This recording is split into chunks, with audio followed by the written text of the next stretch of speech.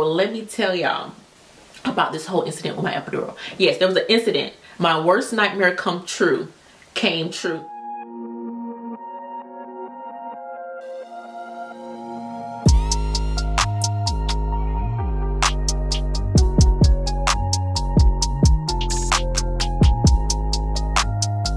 Welcome back to my channel. If you are new here, welcome. My name is Brittany. We do all things beauty, hair, and lifestyle here on this channel, and recently we have been documenting my pregnancy journey. So if you're into that kind of content, please do your girl a favor and hit the subscribe button and join the family. So today, it has been quite the journey. I have been absent a little bit on all of my socials because I did give birth to my beautiful baby boy. If you have missed any of my pregnancy updates, I'll be sure that I have all of those linked below. But today we're going to be talking about my birth story. Now, the initial plan was for me to vlog my entire birth experience. However, I went into labor completely unexpected, and just from the crazy of it all, I just wasn't even thinking about anything other than getting to the hospital and giving birth, that I forgot to record most of the whole process, which was relatively quick and smooth, but we're going to get into all of that here in this video today. So before we get into it, please do not forget to give this video a thumbs up if you like this kind of content. It kind of lets me know what direction I want to take this channel in. Make sure you jump down in the comment section, leave your girl a comment, especially all of my new mommies. I have been enjoying all the comments on my pregnancy videos, so please keep them coming. And let's just kind of get right into it. So I gave birth to my baby on June 2nd, 2021 at 5:30 p.m. Now, 2 days before I went into labor, I posted a post on my Facebook and on my Instagram saying, hey moms, I'm kind of ready to deliver. I was right at 38 weeks. My baby was completely healthy, full term. Everything was developed. He could come at any point at that time. And I was just kind of over pregnancy. My pregnancy was really good and really smooth and pretty easy pregnancy, very comfortable up until like those last 4 weeks. I started having Braxton Hicks like nobody's business. And my Braxton Hicks was pretty, I would say, I'm not sure what they're supposed to be, other than I know they're like pre-labor cramps and it's more so tightening. My Braxton Hicks, they were doing a lot of stretching and had my stomach just in knots. Is the only way I can really describe it. It was very just kind of oblong and just kind of like literally my stomach will pull this way and it will pull that way and be stretching my navel. Every time I would have a Braxton Hicks, it would get extremely tight and it would just kind of pull my stomach in different directions, which was extremely uncomfortable. And I was having about 10 of those a day for the last 4 weeks. So at that point, and especially at night, they really picked up at night, and it really kind of squeezed what it felt like on my bladder and made me feel like I had to pee constantly. So at that point, I was like kind of over it. They didn't hurt. They were just such a weird, uncomfortable sensation. The only way that I can really describe it. And so at this point, I was going to my OB every week. I was going every Wednesday just to get checked to see if I was moving along, make sure baby's heart rate is good and all of that stuff, you know, all the checkups that you kind of have in that last month. And I had got checked at 36 weeks and I hadn't dilated not even a centimeter, but they said that I was about 50% effaced, so I was starting to soften. I got checked at my 37th week. I didn't get checked, so I'm like, okay, you know, I got checked last week, I don't need to get checked this week. So at my 38 week appointment, I said I want to get checked again. I got checked again, 0 centimeters dilated, still 50% effaced. So they're just like, well, your cervix is softening, which is good, which means that in the event that we have to induce, you'll probably have a pretty smooth transition into active labor and actually giving birth because you're already starting to soften. But you're not dilated, not even a little bit. So we still have a ways to go. Baby's probably going to be right on time. And maybe a day, maybe a couple days late. And at my 38 week appointment, being that I was not dilated, not even a little bit, they start talking to me about kind of at what point do we start inducing. They didn't want to let me go past 42 weeks. I'm like, oh, I don't want to have to get induced. I really do kind of want to go through labor naturally, let baby come when he's ready. But I was ready. So 2 days before I actually went into labor, I posted on social media like asking moms, is there any tips to promote just kind of to induce labor? Kind of what can I do to naturally induce labor? Everyone was saying walk, sex, birth ball. I mean, you name it, comment section was flooded with just kind of these different ideas, spicy foods, all of that. So I was walking, and then every morning I was up doing my 5-minute birth ball routine to really try to get baby out. But I was like, you know what? My stomach was so high that, and I just wasn't having any sort of what labor contractions felt like or any of that. So I'm like, this baby isn't coming anytime soon. Fast forward 2 days. So 2 days after that, so I had been talking to my mom, talking to all my friends. It was June 1st that night. And I was talking to my sister, randomly texted me, was like, how are you feeling? She had been thinking about me. She randomly texted me asking how I was feeling. And I was like, okay, I'm good, you know, other than that, ready for baby to come, but you know, he's probably not coming anytime soon. I was talking to my mom. My mom had just had a procedure, and obviously I wanted her to be here for the birth of my baby. So her and I were talking, and she was like, you know what, give baby time. He's waiting on his grandma to heal because I need to be there when he's born. He's fine. Just kind of let him come when you were like, all right, he's not coming anytime soon. Again, I'm not feeling any sort of symptoms, any contractions. My belly's high. Nothing's exciting is happening, and nothing is telling me that. And I just got checked a couple days ago, and I wasn't 1 centimeter dilated. This baby isn't coming anytime soon. Talked to one of my best friends, same thing. We're just kind of talking. She had a child already, so we were just kind of talking and about kind of what I was feeling and all of that. That night, June 1st, getting ready for bed, laying in bed with my partner, we're watching TV. We're joking. He was like, I think baby's gonna come 4 days late. And I'm like, oh, I'm ready. And you know, we're just kind of watching TV and hanging out. We went to bed around about 11, a little after 11, maybe 11:05, 11:10-ish, around that time. Went to bed, normal night, whatever. So, laying in bed, sleeping, and I get that Braxton Hicks sensation again, like that tightening of the belly. And usually following that at night, it gets tight, stays tight for maybe about, it's about 30 seconds. It usually doesn't last long.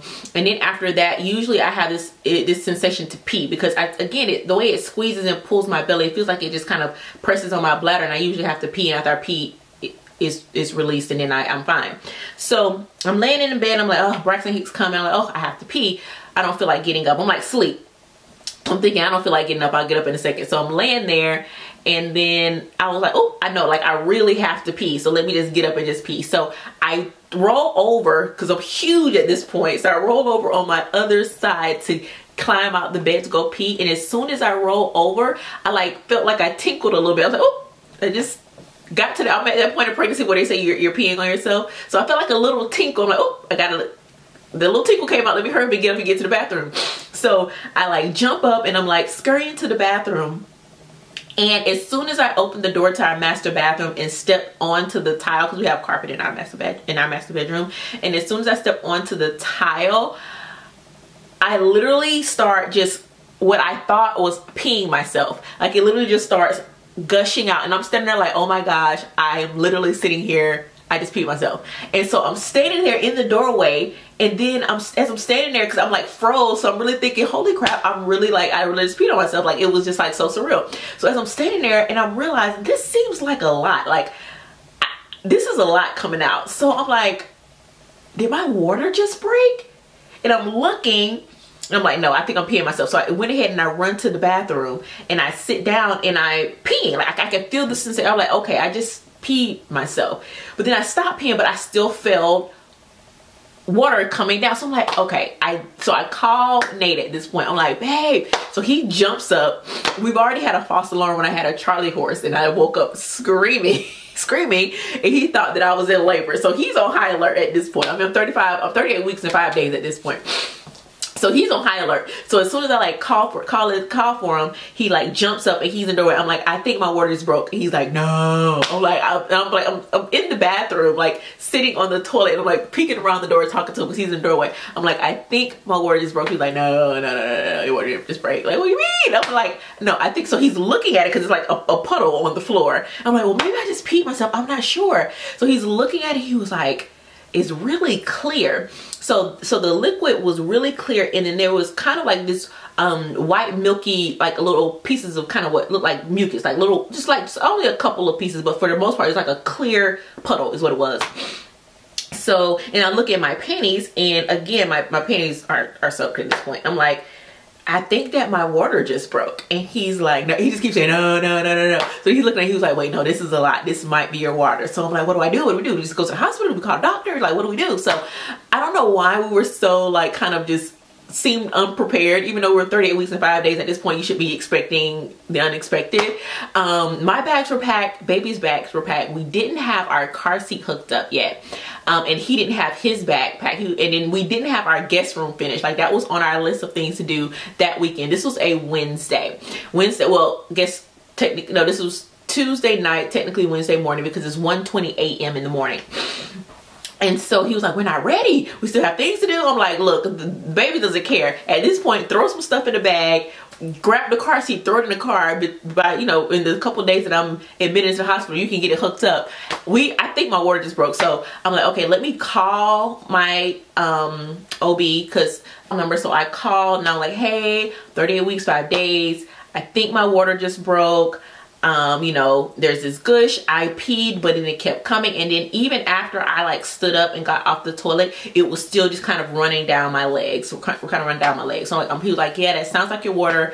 Go ahead and come on in. So I'm like, all right, let me jump in the shower really quick, because if I don't shower now, there's no telling when I might be able to shower again, and want to be as fresh as I can be, you know, going into labor. So we jump into the shower. He's scrambling, throwing stuff in his bag. Getting our bags into the truck, taking the dog out to use the bathroom one last time. I called my mom, who I had just spoken to like a couple of hours before. She was 2 days post-op and was like, let the baby come naturally. And I'm like, Ma, as soon as she answered the phone, it's like 1:20 a.m. She was just like, you're in labor. And I'm like, yeah. And she immediately starts crying because she's upset because she can't travel right now, because she literally just had surgery, and she thought that we had at least a week and a half, 2 weeks, and by that time she'll be good. So of course she couldn't just jump on the road and come. She was taking her pain meds, she was in bed, so she was very emotional. I'm like, Mom, calm down. I know you'll be here as soon as possible, as soon as you can. I'm feeling fine. And it was so strange because prior to my water breaking, I had no contractions. I had no weird feeling, nothing. It was just like a regular night. We're in bed watching TV. I go to sleep and I wake up and my water has just broke. I was expecting this huge grand labor at home, and you know, you go to the hospital, they send you back, and these days of kind of laboring, or hours of laboring before my water even broke, to even start, you know, going to the hospital to talk about going into active labor. But none of that happened. My water seemed like it broke out of absolutely nowhere. And like I said, my stomach, I'm going to insert a picture. My stomach was so high, baby hadn't even started to drop even a little bit. So I'm completely just kind of just baffled. Anyway, so we get all of our stuff in the car, get downstairs, get in the car, on the way to the hospital, calling my cousins and my friends, just kind of letting everybody know, hey, my water just broke and my job. And I'm on my way to the hospital. Everyone is excited. Me and Nate, we're super, super excited. But I'm nervous, but I'm not like extremely like scared or anxious. Like, more than anything, I just felt excitement and confusion, because again, even after my water broke, the whole time to the hospital, which was about 20 minutes, I'm experiencing no pain, no discomfort, no nothing. It's just like normal. So we get to the hospital, we get all checked in. They put us in a little triage room. Like, let's check to make sure your water definitely did break. They checked, yes, the water definitely did break, and I was 2.5 centimeters dilated. So they're just like, you're definitely having the baby either probably later on today, if not probably definitely tomorrow. So I'm like, okay, like, it's happening, we're really here. And throughout my pregnancy, the entire time, I kept telling my partner, like, I can't place myself in the labor room. I was watching all of these labor and delivery vlogs and seeing these women have, you know, bring life in. Even though I was pregnant and obviously knew that I was expecting, I could not picture myself in labor giving birth. Like, I couldn't put myself in the delivery room. It was the strangest feeling. It's like, I saw, even when I found I was pregnant, I saw my pregnancy journey. I envisioned him being home and being with me and what he would look like, but I could never envision myself in the labor and delivery. It was weird. Like, I couldn't see. I was gonna be pregnant and the baby was gonna be here, but I couldn't see the labor and delivery. And I don't know if I blocked that out, just because I was so afraid of the process, like the pain. I am such a wimp when it comes to needles. Like, I can't take needles at all, drawing blood, shots, none of that. It all just kind of sends me into just kind of complete hysteria. So I don't know if I just kind of blocked it all out of my mind because I was afraid of the needles and the pain and the stitching. I was afraid of it all. So just to kind of protect myself, if I just kind of blocked it out of my mind's eye, but I could never see it. So once we're there and they're telling me, okay, it's happening, and they start strapping stuff on, I'm like, okay, you know, we're here. It's still like, it was kind of like this out of body experience. I just felt this sense of calm. There was no panic or fear or anything. I was just kind of there, just kind of in the moment. And even looking back at it, like just even talking about it now, it's kind of crazy. I feel like I'm kind of like an outsider was looking in, like it didn't feel real, like I actually went through this. But they put the IV in my hand, which was treacherous, like I thought it was going to be. I wanted to literally cry like the biggest baby. They put the IV in my hand just to kind of get me hooked up to all of my fluids and all of that stuff. Stayed in the triage room for about maybe 15 minutes. Then I realized I left my purse at home. In the rush to go to the hospital, I left my purse, ID, insurance, everything is at home. So Nate had to go run and grab my purse, and then on his in between him going to grab my purse, they had transferred me from my triage room to my actual labor and delivery room.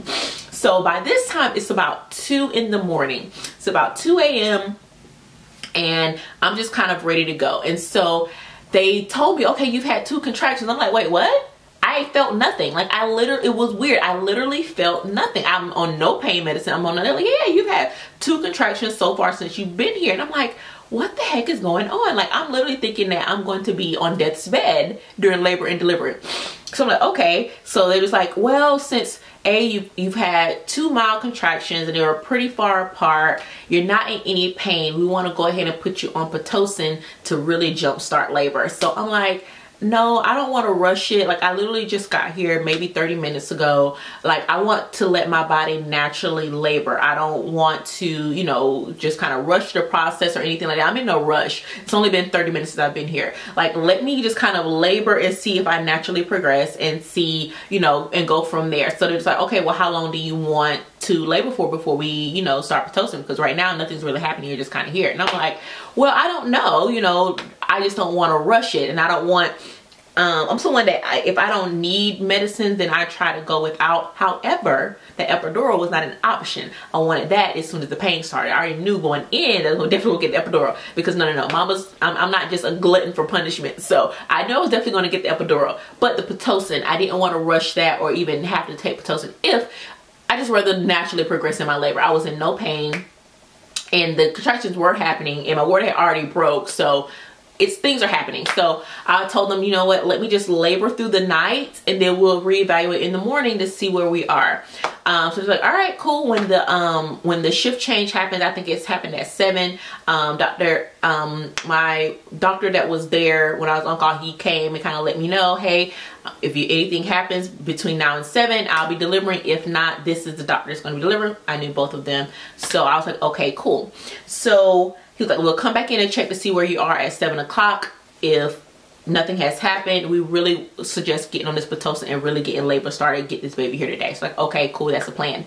So I started, I would say around like maybe 4 o'clock is when contractions started to pick up and I started to feel them, but they weren't painful. They kept asking me on a scale of 1 to 10, like, what's your pain level? And I would say at that point they were at about like a 5. So they at first I wasn't feeling the contractions at all. They told me I had 2, I didn't feel them. And then they kind of picked up to like a 2, 3 where I can like feel them, but again, it wasn't really. At this point at 4 o'clock they were at about a 5, where now I'm like, all right, I'm starting to feel a little something. And I could tell the difference between the Braxton Hicks that I had been having for those weeks prior to what I was actually having now, where they actually felt like period cramps low in my abdomen. Okay, we're having contractions, things are happening. So at about 4 or 5 is when I started trying to get a little bit uncomfortable and the contractions were really coming, and now I'm trying to sleep, but I can't really sleep because as soon as I kind of drift off, they were hitting like every 10 minutes at this point. So I was only getting like these little 10-minute breaks, and even though they weren't hurting, they were definitely there and they were definitely uncomfortable, to the point that every time I would get one, it would wake me up out of my sleep. So at this point I'm like, all right, labor's progressing, it's feeling good. I don't feel like I need an epidural at all. I'm feeling perfectly fine. The morning comes in, my nurse comes in, doctor comes in, kind of say, how are we feeling? I kind of let them know, you know what, let's just go ahead with the Pitocin, because at this point, you know, contractions are at about a 5 on the pain level. They're coming like every 6 to 10 minutes, very kind of sporadic. And I don't want to be here for 24 hours. So I definitely, you know, if you guys think that we should do the Pitocin to kind of jumpstart labor, let's just go ahead and do that. Like, we definitely suggest it. Let's go ahead and get it done. So at this point, I'm like, okay, do I need to eat first? Like, what's going on? So nurse pretty much told me, if you want to eat something, you need to eat it now. It's going to be your last meal. And also, if you want the epidural, let us know about 45 minutes to an hour in advance, because we got to give you these fluids. That usually takes about 20 minutes. Then we got to get the anesthesiologist. We got to locate them, kind of get them in, get in the room between you telling us that you actually want it and you actually receiving it. It's going to be about 45 minutes to an hour. So as the contractions start to pick up, let us know ahead of time. So like, okay, got you, because I don't want to feel too much pain. I got you. So 8, got the Pitocin. When I tell you, within about 10-15 minutes, those contractions went from like a 5 every 10 minutes to like a 7 every 5 minutes. So at this point, I'm like, okay, all right, okay, so this is the real deal. So with this epidural, it's gonna need, we will need to get that like within the next couple of minutes, because if this is what I'm feeling now, we're gonna need epidural. So got the Pitocin at 7, a little after 7. Contractions started picking up within about 20 minutes. I suffered through the contractions for as long as I could, and then I would say around about 11 o'clock, 11:30 is when they got to the point like, all right, let me get an epidural, because I was trying to walk, but every time I would stand up, it was like my back, like I was having a lot of labor in my back, I just couldn't stand up straight. Like I felt so weak. I was trying to birth and ball, which was helping. I was sitting up, I was laying, like I just couldn't really get comfortable in my labor. And so I was like, okay, now they're coming they're coming about every 5 minutes. Some will come back to back. They were about a 7 on the pain scale. So I'm like, okay, let me go ahead and request the epidural now, because I know it's going to be about 45 minutes to an hour before I get it. And if they're this now, then they're only going to continue to get worse and closer together. So I literally couldn't catch a break. And at this point, I was so sleepy. Like I felt like I hadn't slept all night, because again, they were coming every about 10 minutes, waking me up out my sleep. And then at this point, they're coming every 5, and I just felt so tired. And every contraction, like it would just take so much energy out of me. Like I felt like I ran a marathon after each one, and I literally felt like I just could not keep my eyes open. And every time I wanted to go to sleep, like one would just hit me. So I just couldn't catch a break. More than anything, I was like exhausted. I literally felt like I had ran 3 marathons. And so I'm like, okay, call for the nurse, let me get the epidural. And she was like, the epidural will ease your pain, it'll let you sleep, it'll progress, they told me that it would slow down labor or slow down my contraction, something. It's going to slow down something, but it's going to continue to progress labor along, but I'll be more comfortable. So requested the epidural. Let me tell y'all about this whole incident with my epidural. Yes, there was an incident. My worst nightmare came true with this epidural. So I was already dreading the epidural, because I know the needle is big, I know it goes in your back, and I know that you have to be extremely still or it can cause some issues, right? So nurse calls for the epidural, anesthesiologists come, they tell me lean forward, hunch your shoulders forward, be extremely still, it's going to go into your back. I wasn't looking at anything, because I know if I saw the needle, I was going to completely freak out. I was more so worried about me passing out from just straight fear of needles, and then messing something up or shaking or jumping or something like that, and then be paralyzed. That was my biggest fear. So I was extremely just kind of trying not to hyperventilate, or trying not to move, just trying to calm myself. My eyes were trying to go to some other place. So they put the epidural in. Well, first they give me a shot to numb the area, and she told me that is what was going to hurt more than the actual epidural itself. So when she put that in, I felt like a very strong pinch. It didn't hurt, just a very strong pinch, but at that point you've been in pain from labor contraction that you're just like, whatever, just make it stop, right? So does it really matter? More pain really doesn't matter. And then so after she did the shot to numb it, I could feel it put the epidural in, and then I could immediately feel a little bit of tingling in my legs, and then the pain when the next contraction came, I can feel it but barely. It was like a slight whisper. So I'm like, all right, we're good. So I laid down, immediately went off to sleep, drifted off to sleep. So I'm sleeping. This is about 11:30. At about 2 o'clock, I wake up out of a contraction, kind of jolts me out of my sleep. I mean, this thing is like contraction. So I'm telling my nurse, I feel the contraction. She's like, no, you just probably feel pressure. I'm like, no, I'm feeling pain. She was like, it's probably just, no, I'm trying to tell her I'm feeling pain. She's telling me I'm feeling pressure. I'm like, no, I actually feel pain.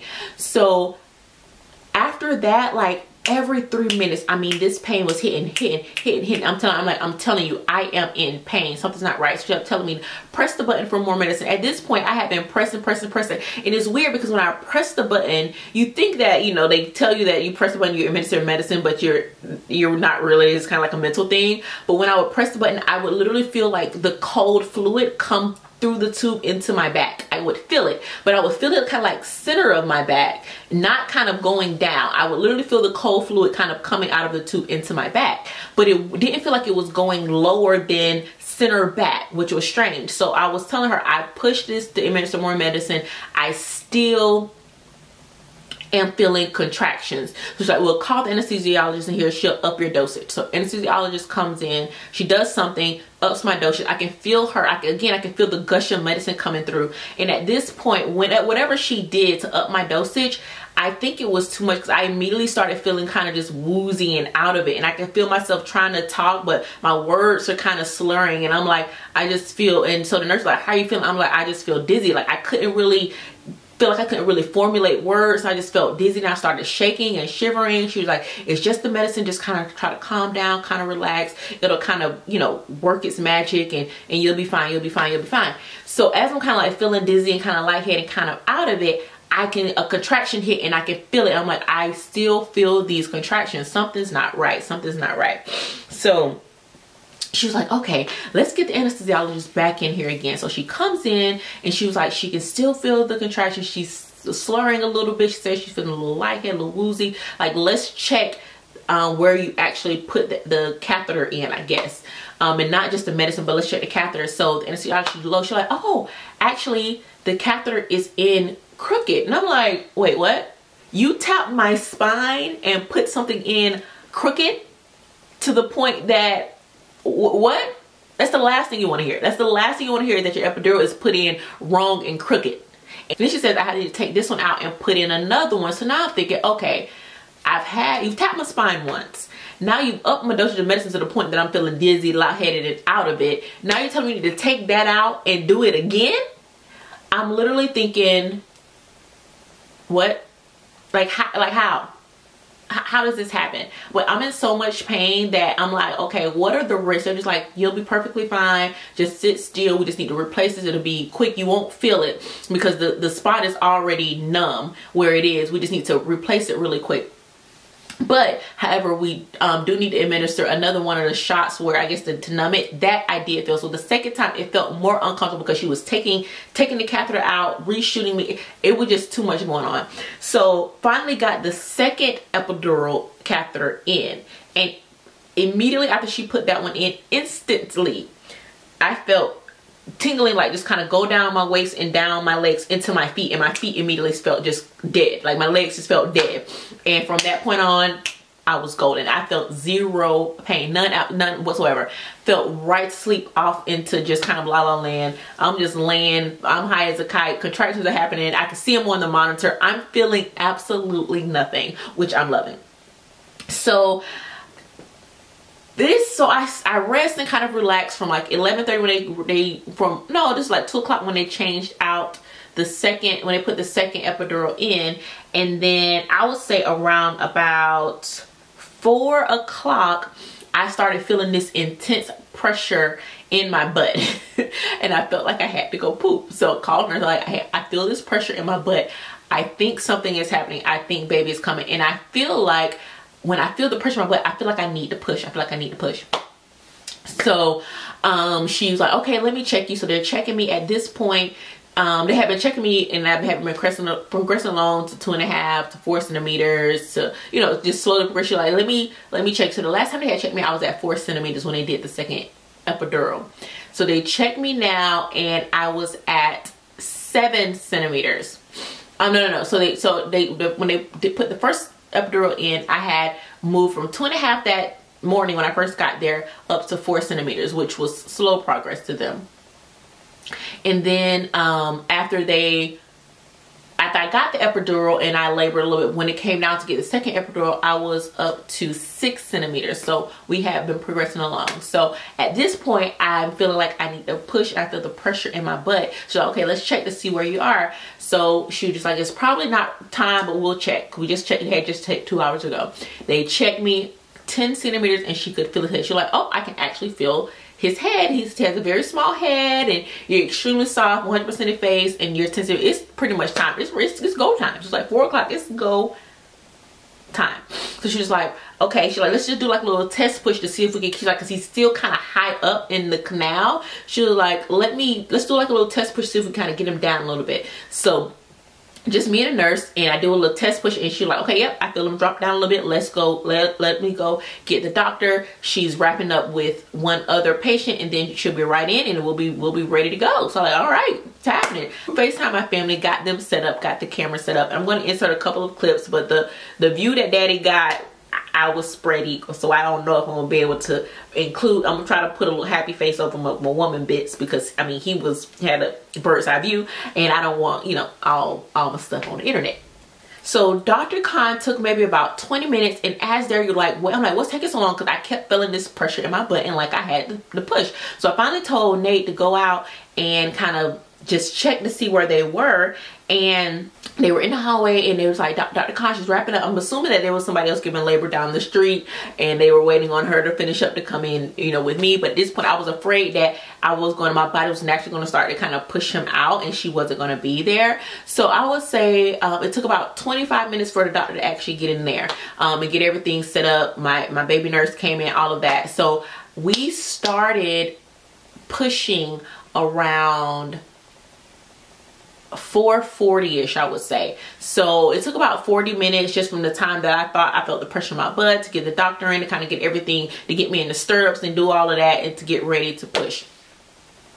So I'm thinking that, okay, the head is there, I can feel the pressure, he's going to be here in like 3 pushes. I pushed for about 45 minutes to almost an hour.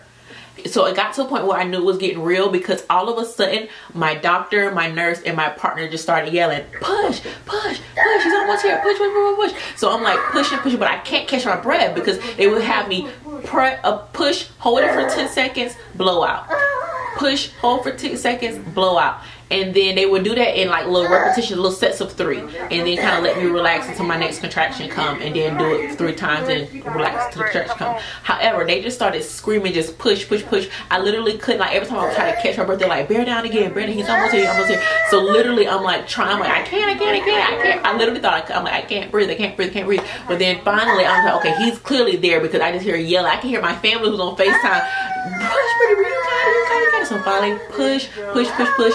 He came out, but I didn't hear anything. So I'm like, is he okay? Is he okay? It's okay. And they're like, he's fine. He's perfect. He's perfect. I'm like, I don't hear him. I don't hear him. Like, we're just cleaning him up. We're just cleaning up. And then finally, I heard a little whimper, and they placed him on my chest, and that was it. I completely lost it. Was a complete babbling, crying fool. He was so beautiful. I could not get over how beautiful he was.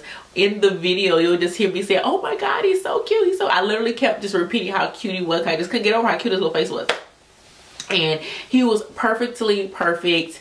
6 pounds, 15 ounces, 20 inches long. So he was a little guy, but he's a long guy. Daddy's tall, so he's gonna be a tall guy. And he was just perfect. It was, looking back on it, even though the epidural situation was a little honestly, my labor and delivery, it was so beautiful, and it went so much. There was really nothing to be afraid of when I look back at it. It went so much better than I can expect. However, baby did tear me.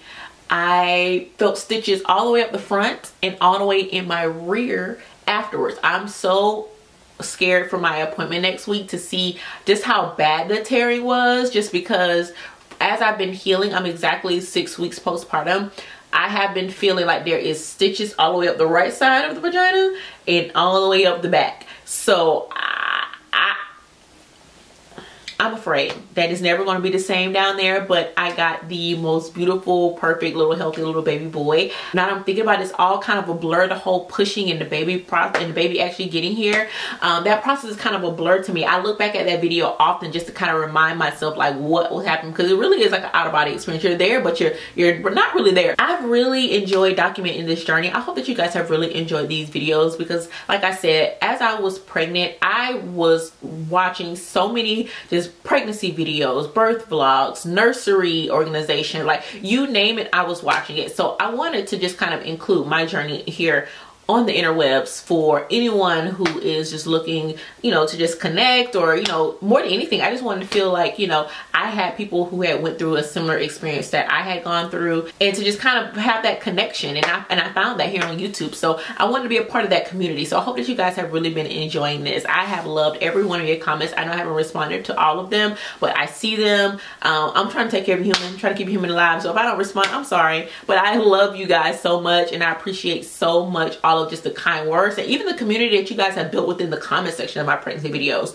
So many women just kind of leaning on other women, like, oh my gosh, especially my first 4 to 6 week update, my 4 to 6 week video. There was so many newly pregnant first time moms, and I know they can be so scary in the beginning, and I've felt so good and just made my heart so warm that my video has touched so many people and has helped so many people out, just talking about my personal experience. So I'm hoping that I can just kind of keep these sort of content coming as a first time new mom, and just hoping to just connect. So yeah, that is it, dolls. I hope that you enjoyed my birth story. Again, if you are enjoying this type of content, please do not forget to subscribe to my channel. I will greatly appreciate it, and I will see you, dolls, in my next video.